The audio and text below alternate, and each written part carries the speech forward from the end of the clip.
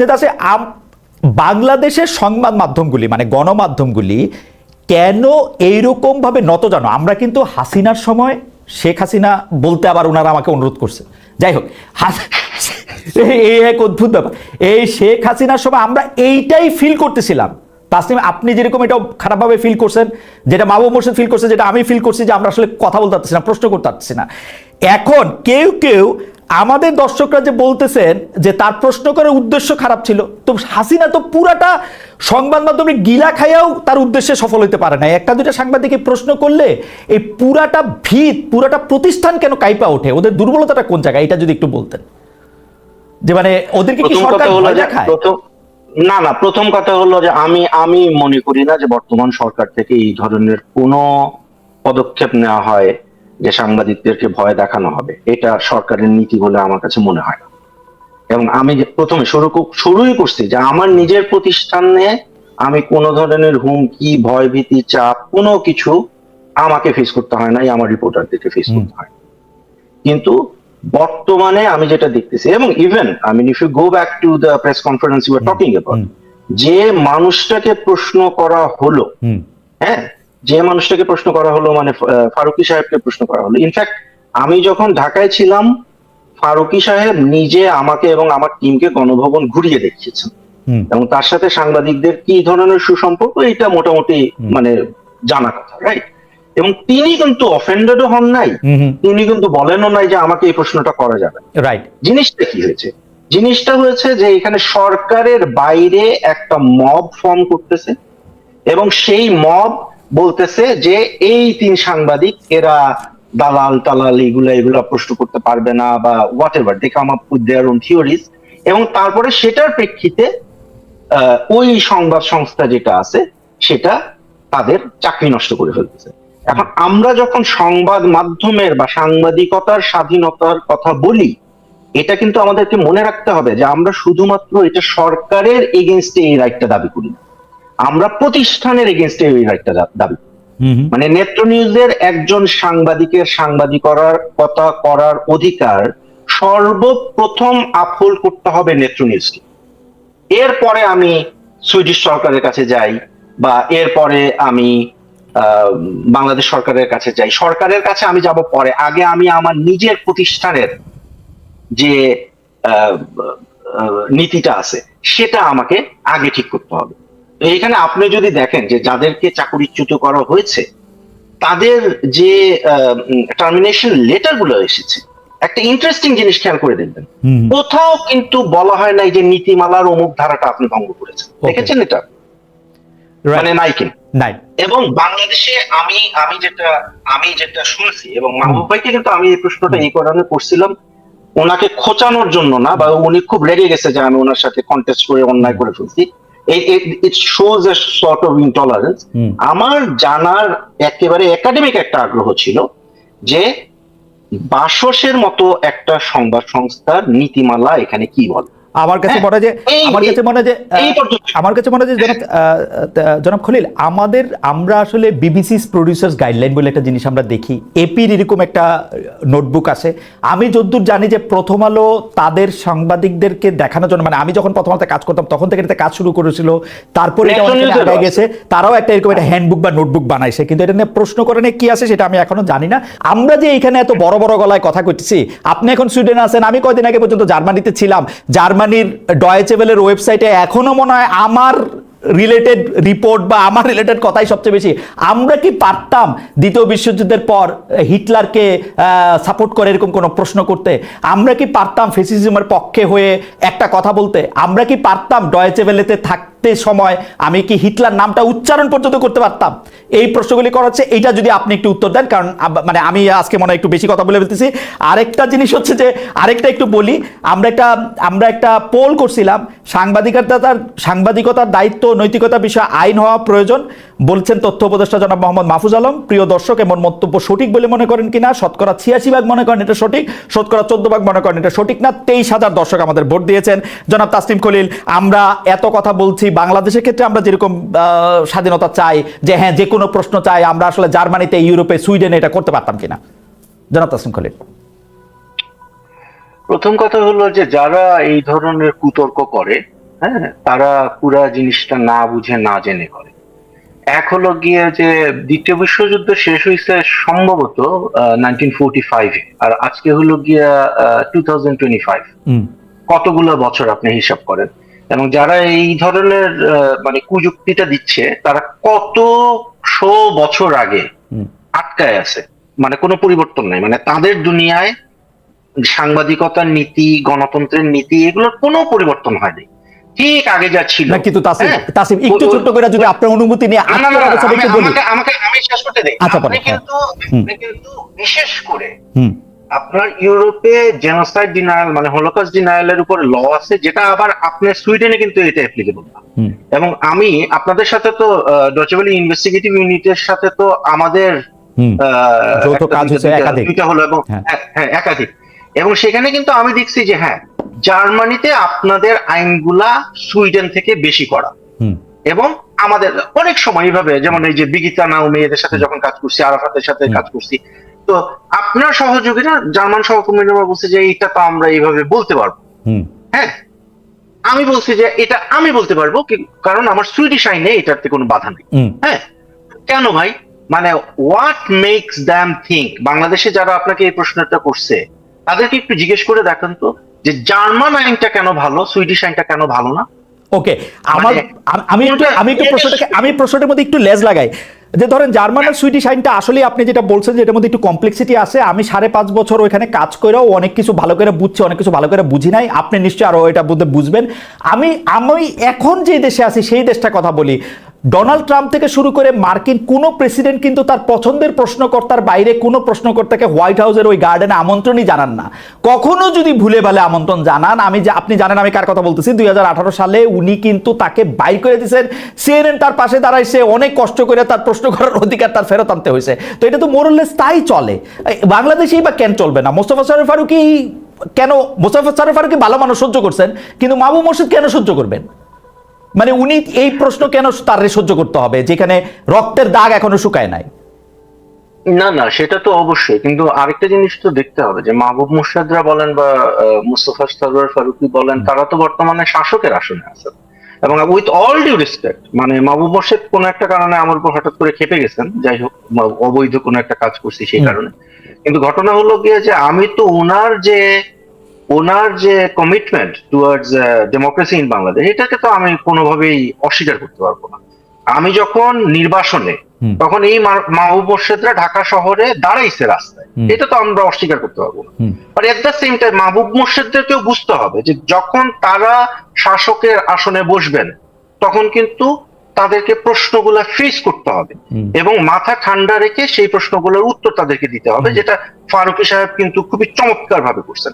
এখন মাহমুদ মোর্শেদরা একটা কথা মাহবুব মোর্শেদ বারে বারে বলছেন, এটা এখন আমি ধরে নিচ্ছি উনি একজন সাহিত্যিক এবং ব্যক্তি হিসাবে বলছেন, সেটা হলো যে ফেসিবাদের পতন হয়েছে, এবং এর পরে মানে পোস্ট ফ্যাসিজম হোয়াটএভার, আমি ওই আলোচনায় যাচ্ছি না। হ্যাঁ, আমি জানতে চাই যে শেখ হাসিনা শাহীর পতনের পরে বাংলাদেশে যে ব্যবস্থাটা আমি আপনি খালেদ, মাহবুব মোর্শেদ, তাসলিম খলিল, আমরা যার প্রতিষ্ঠা করতে চাই, হোয়াট ইজ ইট? কি চাই আমরা? আমরা কি গণতন্ত্র চাই? আমরা কি নতুন কোন ধরনের আই ডোন্ট নো বাকশাল টাইপের কোন কিছু চাই? তাসলিম, আমি মানুষের সাথে কথা কয়ে যেটা বুঝছি, এইটা আপনি আমার একটু বুঝান তো। আসলে আমরা এখন গণতন্ত্র চাই, কিন্তু যারা 15 বছর ধরে গণতন্ত্রের প্রতিটা প্রতিষ্ঠানকে গলা টিপা হত্যা করছে বলে আমরা দাবি করি, তাদেরকে আমরা আবার একটা প্ল্যাটফর্ম দিব কিনা গণতন্ত্র প্রতিষ্ঠান নামে? এই প্রশ্নটা অনেকে আমারে করে। আমারে এটা বলে যে ভাই আপনি কেন, আপনি কাউকে ডিপ্ল্যাটফর্ম করতে হলে আপনি কোন নাগরিককে আপনি ডিপ্ল্যাটফর্ম করতে পারবেন না। আপনি ডিপ্ল্যাটফর্ম করতে পারবেন, আপনি রেস্ট্রিক্ট করতে পারবেন ক্রিমিনালকে, তাকে আপনি জেল দিতে পারবেন, তাকে আপনি নিষিদ্ধ করতে পারবেন, তারে আপনি বাংলাদেশের আইনের জন্য সম্ভবত আপনি ফাঁসিও দিতে পারবেন, কিন্তু কোন নাগরিককে তার সিভিল রাইটস আপনি হরণ করতে পারবেন না। এখন সে একজন মানুষ আওয়ামী লীগ করে, সে কোনো খুন করে নাই, সে কোনো চুরি করে নাই, সে যা ছিল তার কাছে মনে হয় যে শেখ মুজিবুর খুবই গুরুত্বপূর্ণ একটা জায়গায় আছেন, আপনি শেষ করলে আমি এই ব্যাপারে একটু মাহবুব মোর্শেদের মানে প্রশ্ন না আমি বলতে চাই একটা লোক আওয়ামী লীগের সমর্থক আছে না বাংলাদেশে? বাংলাদেশে আমরা তো ওই যে আমরা এগুলো নিয়ে হাসাহাসি করতাম, যে ওই এক লোক সে জীবনে স্যান্ডেল পরে নাই কারণ শেখ মুজিব এই মাটিতে ঘুমায় আছে, তো তখন সবাই বলতো যে এই লোক বাথরুম করে কোথায়। I mean I am being very like maybe non veg here, হ্যাঁ। কিন্তু ঘটনা হলো আপনি ওই লোককে কোন ধারায় আটকাবেন যে না সে আওয়ামী লীগের সমর্থন, তারা এখন জেলে পাঠিয়ে দিবেন আপনি? এই বাংলাদেশ আপনি চাইছি? এই বাংলাদেশ তো আপনি চাইনি কেন? এর আগে আমরা দেখি নাই মানে জামাত শিবিরের কথা বলে একটার পর একটা এক্সট্রাজুডিশিয়াল এক্সিকিউশন করা হয়েছে। জামাত শিবিরের নেতাদের ছেলেদেরকে আপনার বছরের পর মীর আহমেদ বিন কাসেমের ছেলে 8 বছর সে র্যাবের TFI 1 এ ছিল, কিসের নামে? যে ওরা একটা ক্রিমিনাল। আমার কথা হলো আপনি যদি কাউকে ক্রিমিনালাইজ করতে হয় আপনি আইনের মাধ্যমে করবেন। আপনার একটা কথায় আমার আপত্তি আছে, আপনি বলছেন যে ওইটাকে প্রশ্ন করারে অবৈধ করে দেন, আমি আইন বানায় অবৈধ করে দেন, আমি সেই আইনের বিরুদ্ধে দাঁড়াবো, ঠিক আছে? কারণ আমার গণতান্ত্রিক পদ্ধতি হলো আপনি গণতান্ত্রিক আইনের মাধ্যমে আপনি মানুষকে কার্টেল করতে পারেন। এখানে বাংলাদেশে আমরা তাইলে চাচ্ছিটা কি? আমরা আরেকটা শেখ হাসিনারে বসাবো এখানে, আরেকটা শেখ হাসিনা বানাবো। 5 আগস্ট থেকে আমরা একটা স্পেশাল জায়গা দেখতেছি ক্যান্টনমেন্ট নিয়ে, কারণ হচ্ছে সেনাবাহিনীকে নিয়ে ধরেন আমার আর আপনারও আসলে সেনাবাহিনী নিয়ে প্রফেশনাল আলাপ হয়েছে, কোন সেনাপ্রধান আসলে কি করতেছে, কি এটা করতেছে। আপনি কি কোনো চেঞ্জ দেখতে পান এই সরকারের সময় সেনাবাহিনী রিপোর্টিং এর ক্ষেত্রে? যেমন আমি 2-3টা জিনিস দেখি, যেমন মনে করেন আমি দেখি এই সরকারের আমলে নিযুক্ত একজন সাংবাদিক কাজ করতেছে কিনা, বা একটা পুলিশ ওসি ইন্সপেক্টর কোথাও কাজ করছে কিনা সেইটা নিয়ে খুঁজে বাইর করে একটা প্রশ্ন তোলা হয়, কিন্তু স্বয়ং সেনাপ্রধানই শেখ হাসিনার নিযুক্ত একজন, তো ওইটা নিয়ে খুব বেশি প্রশ্ন তোলা হয় না। অনেকগুলি ক্ষেত্রে আপনার লেখা রিপোর্টে বা কিছুটা জুলকারনাইন সায়েরের ইয়াতে আমি দেখেছি যে অনেক গুরুত্বপূর্ণ পদে সেনাবাহিনীর সদস্যরা বসেছিলেন আরেকটা লম্বা সময় পর্যন্ত, সেগুলি নিয়েও আসলে বড় কোনো কথা হইতে দেখি না। আমরা একটা বড় আফসোসের জায়গা ছিল যে আর্মিকে আমরা অনেক বেশি জবাবদিহি করতে পারি না, যদিও চাই, যখন আর্মি আবার রাজনীতিতে করতে চায়। এইটা কি একটু ইমপ্রুভ হয়েছে? আপনি কিভাবে দেখেন ব্যাপারটা? আসলে এটা তো একদিনে ইমপ্রুভ হবে না, এটা আস্তে আস্তে ইমপ্রুভ হবে। আমার কাছে মনে হয় যে এখন যে ঘটনাগুলো ঘটতেছে সেগুলো কিন্তু আমরা মানে হঠাৎ করে পরিবর্তন করে ফেলবো, এটা মনে হয় যে খুব একটা স্মার্ট হবে না চিন্তা করাটা। আবার এই যে ফ্রাস্ট্রেশনটা মানুষের মধ্যে, যে পরিবর্তনটা হলো কই, এটাও কিন্তু খুবই হেলদি। মানে আপনার মধ্যে যে প্রশ্নটা আছে না, বা একটা ফ্রাস্ট্রেশন আছে না, যে আচ্ছা আসলে কি যথেষ্ট করতে পারলাম কিনা, এই যে স্পৃহাটা মানে এখন আছে, সেটা খুবই হেলদি আমি মনে করি। কিন্তু আমি বলবো যে আমাদের আরেকটু ধৈর্য ধরতে হবে। আমরা করতেছি তো, আমি একটা সময় তো ছিল যে বাংলাদেশের DGFI এই অক্ষরগুলো শব্দটা বলা যাইতো না পত্রিকায়, হ্যাঁ। এখন আমরা কি করতেছি, এখন আমরা পত্রিকায় দেখি যে DGFI এর গোপন বন্দিশালায় ইউনূস সাহেব গেছে, সাথে আমাদেরকে নিয়ে গেছিল, এবং ওইখানে আমরা এই যে আয়নাঘর যেটা, হ্যাঁ, JIC যেটা ছিল, সেখানে আমরা গেছি, DGFI এর নাম নিয়ে মানুষ কথা বলতেছে, ফেসবুকে গালি দিয়ে একেবারে মানে ভরাই ফেলতেছে আমি, হ্যাঁ। এবং আমি নিজে, আমাকে ধরেন আমার সম্ভবত নেত্র নিউজের একটা সাম্প্রতিক একটা রিপোর্ট, কিছু মানুষের মনে হয়েছে যে এটা আর্মির পক্ষে গেছে, হ্যাঁ, এবং এরপরে শুরু করছে যে আমিও এখন আর্মির দালাল, হ্যাঁ, বা আমিও এখন DGFI এর মানে অফ অল পিপল। সো বা এটা আস্তে আস্তে হচ্ছে, আমি এটাকে খুবই পজিটিভলি দেখি। বাট এখানে আমাদেরকে একটা জায়গায় খুব শক্ত থাকতে হবে, সেটা হলো যে যারা সম্পাদক আছেন এবং মালিক পক্ষ আছেন, তারা যেন তাদের সাংবাদিকদের যে অধিকার, প্রশ্ন করার, অনুসন্ধান করার অধিকার, এটা যেন তারা নিজে হরণ না করে। রাইট। শুরু করতে চাই, এটা জনাব মাহবুব মোর্শেদের একটু মতামত শুনবো। সেটা হচ্ছে যে আমরা দেখতে পাচ্ছিলাম যে বিডিআর নিয়ে যে কমিশন হয়েছে, বিডিআর হত্যাকাণ্ড নিয়ে যে কমিশন হয়েছে, তার মেজর জেনারেল অবসরপ্রাপ্ত ALM ফজলুর রহমান একটা ফেসবুক পোস্ট দিছেন, যে এই পোস্টটা অনেকটা এরকম যে 7 সিস্টার দখল করে নেওয়া সংক্রান্ত, ভারত পাকিস্তানে আক্রমণ করা সংক্রান্ত, যেইটা আবার প্রধান উপদেষ্টা প্রেস সচিবকে বলতে হয়েছে যে এইটা তার নিজস্ব মতামত, এই মতামত যাতে গভর্নমেন্টের মতামতের সঙ্গে মিলিয়ে না নেওয়া হয়। এই ব্যাপারে একটু আপনার মতামত শুনবো। মানে মানে ব্যাপারটা কেমন আসলে? একজন গুরুত্বপূর্ণ পদে থাকা একজনের কি ব্যক্তিগত মতামত দেওয়ার অধিকার নাই, মানে তার সোশ্যাল হ্যান্ডেল ব্যবহার করে, এবং সেইটা দিলে গভর্নমেন্টের উপর কি আসলে একটা চাপ সৃষ্টি হওয়ারও একটা সুযোগ আছে কিনা, এটা কি দেখেন? যারা মাহমুদ সাহেব, আপনিও নিশ্চয়ই অ্যাওয়ার অফ আছেন, আপনাকে দিয়ে আমরা একটু শেষ করবো প্রসঙ্গটা। আমরা একটু তাসনিমকে একটু শুনি।